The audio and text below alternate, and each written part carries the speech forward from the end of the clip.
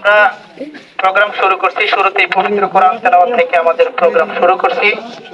পবিত্র কোরআন থেকে তেলাওয়াত নিয়ে আসছেন আব্দুল আল মামুন। আমি আব্দুল আল মামুনকে তেলাওয়াত করার জন্য অনুরোধ করছি। আসসালামু আলাইকুম ওয়া রাহমাতুল্লাহি ওয়া বারাকাতুহু। أعوذ بالله من الشيطان الرجيم. بسم الله الرحمن الرحيم.